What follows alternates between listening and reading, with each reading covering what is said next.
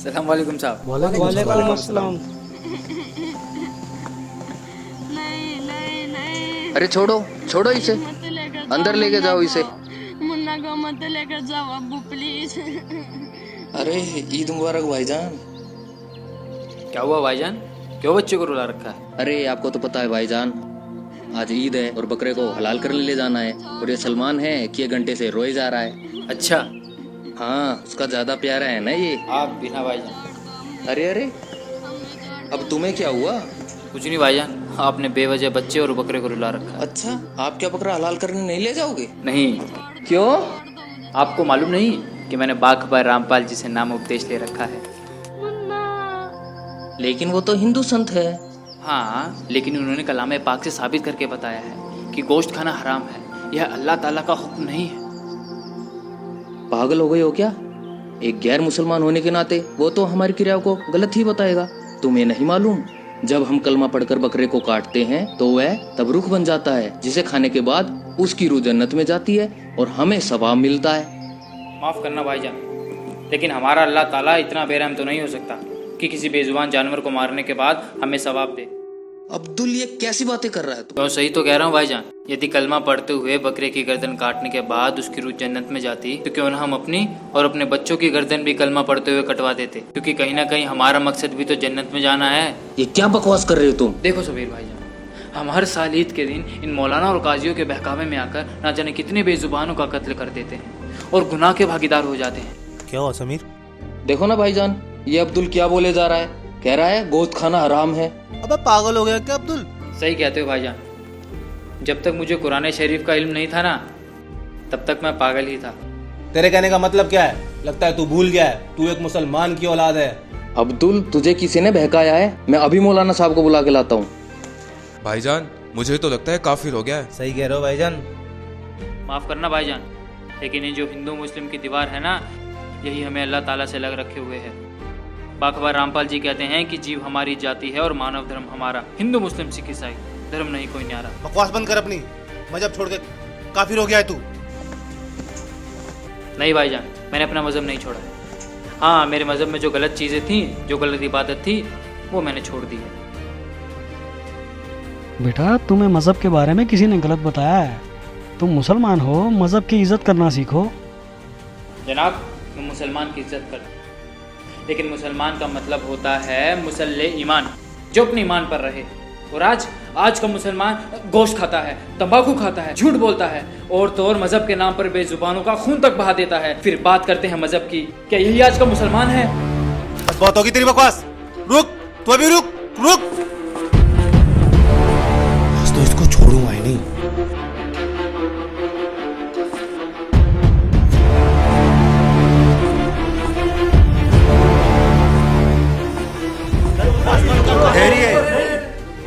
मौलाना साहब ये अस्सलाम वालेकुम। वालेकुम अस्सलाम। क्या हुआ बरखुरदार, आपकी क्या मसाद है? एक मुसलमान होते हुए भी आप अपने मजहब की रीतियों को गलत बता रहे हैं। पता है अपना मजहब कितना पाक है? मजहब तो सभी पाक है मौलवी साहब, बस इन मजहब के मानने वालों ने इसकी हमें गलत इल्म दी है, जिसे अब हम सबको मिलकर ठीक करना है। हम सब एक अल्लाह के बंदे हैं और अल्लाह को पाने का रास्ता भी एक ही है। इसलिए हिंदू हो या मुसलमान, सिख हो या ईसाई, सबके सब बाखबर रामपाल जी से जुड़कर अपनी पाक किताबों का इल्म लेकर सच्चे अल्लाह की इबादत कर रहे हैं। तो क्या तुमने अपने दिन को छोड़ दिया? नहीं मौलाना साहब, शायद आप गलत समझ रहे हैं। मैंने मुसलमान दीन को नहीं, बल्कि मुसलमान दीन में जो फैला हुआ अजाब है उसको छोड़ा है।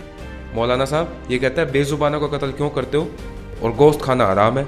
अरे काफिर, यह अल्लाह का हुक्म है। नहीं मौलाना साहब, गोश्त खाना अल्लाह का हुक्म नहीं है, बल्कि चुप कर अब्दुल, बंद कर अपनी बकवास। नहीं भाईजान, अब बात शुरू हो गई है तो उसे क्लियर करना भी जरूरी है। मौलाना साहब, अल्लाह ताला ने 6 दिन में कायनात बनाई और 7वें दिन जाकर तख्त पर बैठ गए। मतलब कि अल्लाह ताला को जो हिसाब बनाना था उन्होंने वो 6 दिन में बनाया सातवें दिन जाकर तख्त पर बैठ गए। मतलब कि उसके बाद के जितने भी हुक्म हैं वो अल्लाह ताला के नहीं हैं, बल्कि वो शैतान के हुक्म हैं।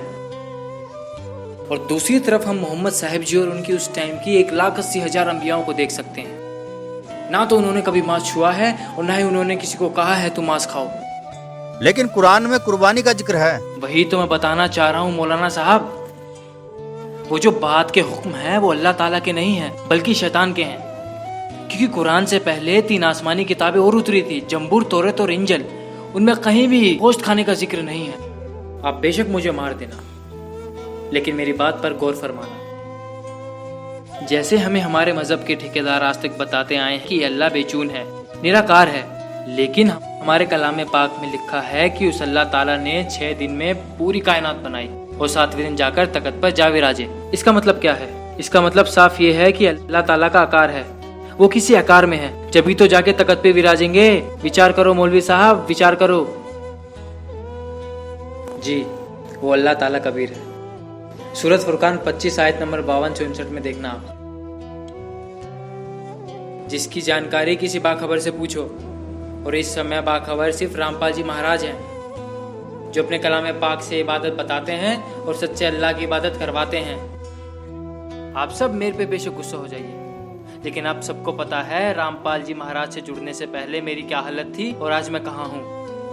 जब तक मेरे सवाब का दौर चला मुझे सुख हुआ, जिससे मुझे लगा मैं जो भी इबादत कर रहा हूँ वो बिल्कुल ठीक है।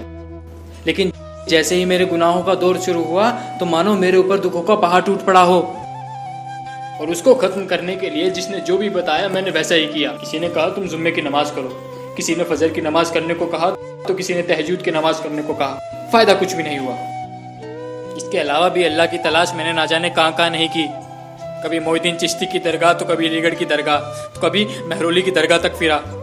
40 दिन के जमात तक निकाले, लेकिन कोई फायदा नहीं हुआ, क्योंकि मजहब के ठेकेदारों ने जो हमें इबादत बताई थी वो सारी गलत थी। लेकिन आज समाज पढ़ा लिखा है, अब उनकी दाल नहीं गलती। अब वो समय आ गया है जब सबके सब बाखबर रामपाल जी महाराज से नाम उपदेश लेंगे और सच्चे अल्लाह की इबादत करेंगे। खुदा हाफिज।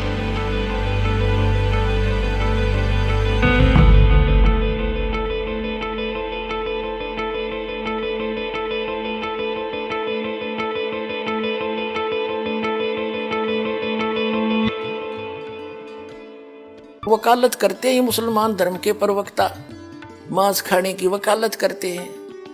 क्योंकि देखो, अगर कुरान शरीफ में या किसी पुराण में, वेदों में और गीता में मांस खाने का कहीं प्रावधान नहीं है।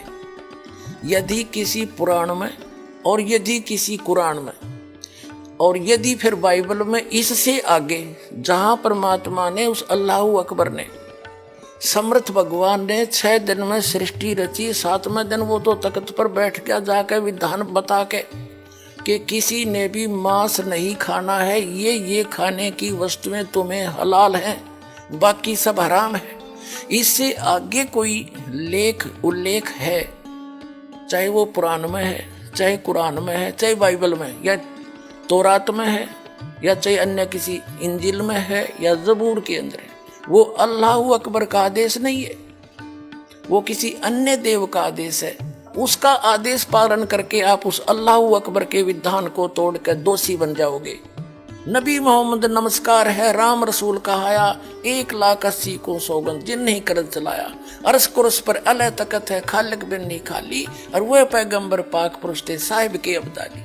उसी परमात्मा ने कहा है कि जो नर गोश्त खाते हैं प्रत्येक राक्षस जान, इसमें संशय है नहीं, हिंदू खाइयो चाहे मुसलमान। कहते जो मांस खाते हो प्रत्येक राक्षस हैं, चाहे हिंदू हो चाहे मुसलमान। ये तुम स्वयं तुमने अपना फार्मूले आप बना रखे, उन महापुरुषों के आदेश नहीं है। कहते हैं मांस खावे सो ढेढ़ सब, और मद पीवे सो नीच, और कुल की दुर्मति पर हरे, भगवान कहे सो ऊंच। कहते मांस खावे सब ढेढ़ है, चाहे हिंदू है चाहे मुसलमान, सिख है या ईसाई। और कहते हैं मद पीवे सो नीच, शराब पीते वो महान नीच आदमी है, और अपने कुल का भी नाश करते हैं। केवल जो उस अल्लाह अकबर का सच्चा नाम जपते हैं वही ऊंचे हैं। समझदार को संकेत बहुत होता। अब आप जी को दिखाया है परमात्मा नर आकार है, 6 शरीर है, 6 दिन में सृष्टि रची और परमात्मा ने छठे दिन मनुष्य को अपने जैसा, अपने अनुरूप, अपने शरीर जैसा, अपनी सूरत जैसा उत्पन्न किया, नर और नारी करके उनकी उत्पत्ति की और उनको खाने के लिए आदेश दे दिया।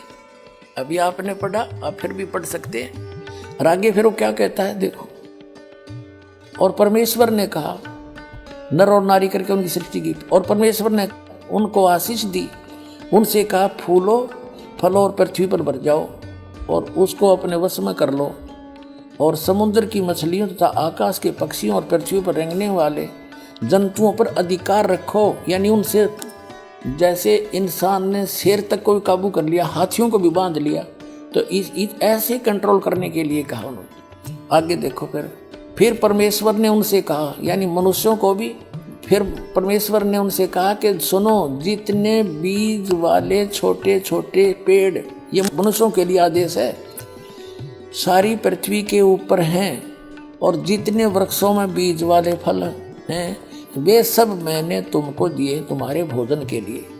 मनुष्य के लिए उस अल्लाह ताला का आदेश, अल्लाहु अकबर, जिसने 6 दिन में सृष्टि रची, 7वें दिन तख्त पर जा बैठा, वो है अल्लाहु अकबर है। वो अल्लाह कबीर है, वो कंप्लीट गॉड है, वो सर्जनहार है, वो क्रिएटर है। उस क्रिएटर का आदेश नहीं है मांस खाने का मनुष्य को, ये पशु पक्षियों को भी नहीं है। आगे देखो, तुम्हारे भोजन के लिए, ये तो मनुष्यों के लिए। आगे देखो, यहाँ आगे हम, और जितने पृथ्वी के पशु और आकाश के पक्षी और पृथ्वी पर रेंगने वाले जंतु हैं, जिनमें जीवन का प्राण है, उन सब के खाने के लिए मैंने सब हरे हरे छोटे पेड़ दिए, और वैसा ही हो गया, यानी घास फूस से। और तब परमेश्वर ने जो कुछ बनाया था वो देखा, तो क्या देखा, वह बहुत अच्छा है।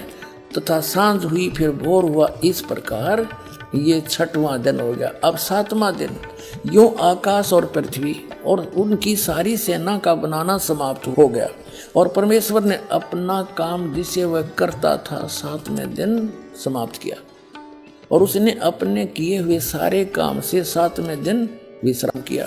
और परमेश्वर ने 7वें दिन को आशीष दी और पवित्र ठहराया, क्योंकि उसमें उसने सृष्टि की रचना के अपने सारे काम से विश्राम लिया। ठीक, अपने आत्माओं,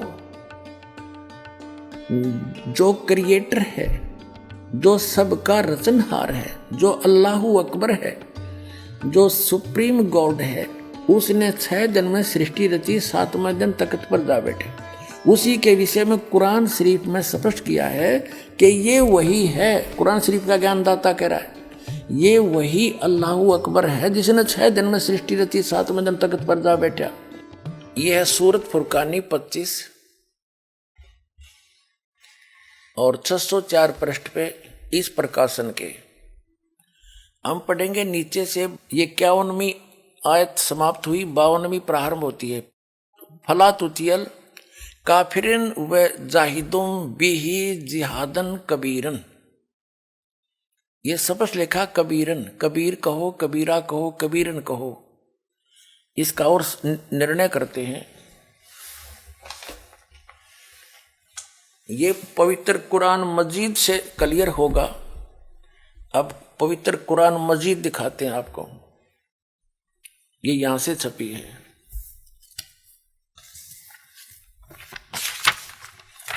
ये भी पहले भी दिखाई थी आपको, ये वही है।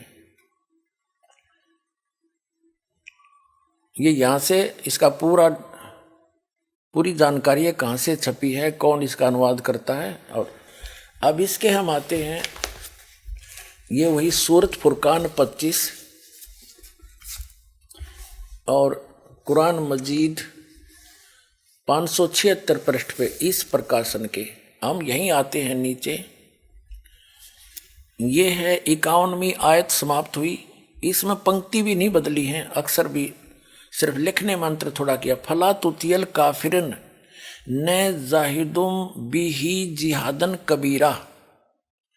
कबीर कहो, कबीरा कहो, कबीरन कहो, खबीरा कहो, खबीरन कहो।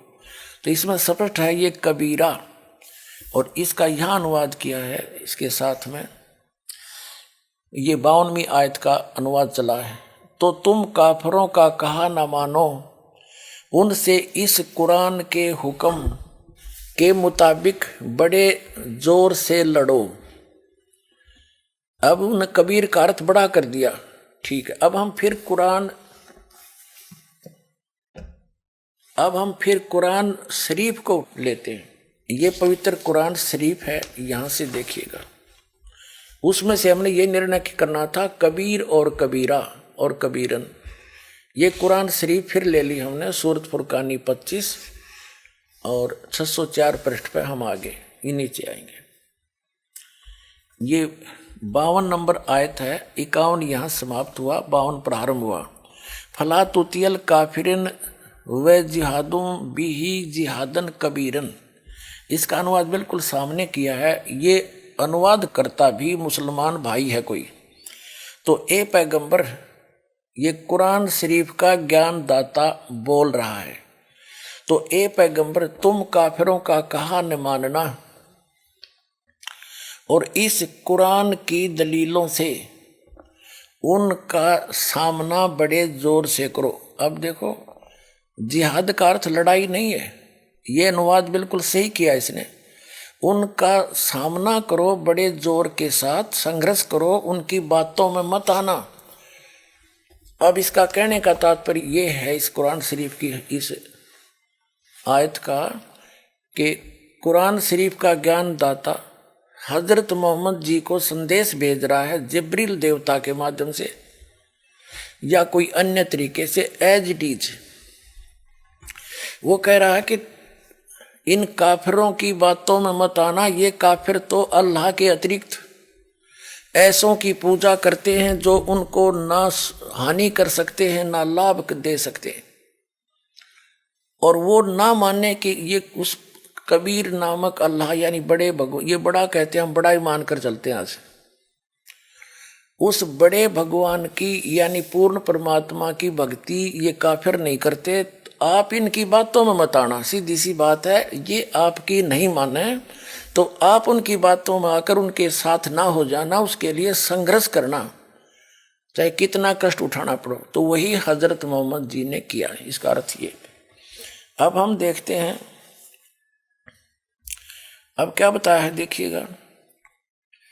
तो ए पैगंबर, तुम काफिरों का कहा न मानना और इस कुरान की दलीलों से उनका सामना बड़े जोर से करो। ये बिल्कुल सही, इन्होंने कबीर का अर्थ बड़ा कर दिया, ठीक है। कुरान शरीफ का ज्ञान दाता ये भी स्पष्ट कर रहा है कि ये कबीर जो अल्लाह है, अल्लाह कबीर है, ये वही है जिसने 6 दिन में सृष्टि रची और 7वें दिन तख्त पर जा बैठा, जा विराजा। इससे ये सिद्ध होगा आपके समक्ष कि कुरान शरीफ का ज्ञान दाता अपने से अन्य कोई बड़े परमात्मा की महिमा सुना रहा है हजरत मोहम्मद को। इससे ये सिद्ध हो जाएगा कि कुरान शरीफ का ज्ञान दाता अल्लाह अकबर नहीं है,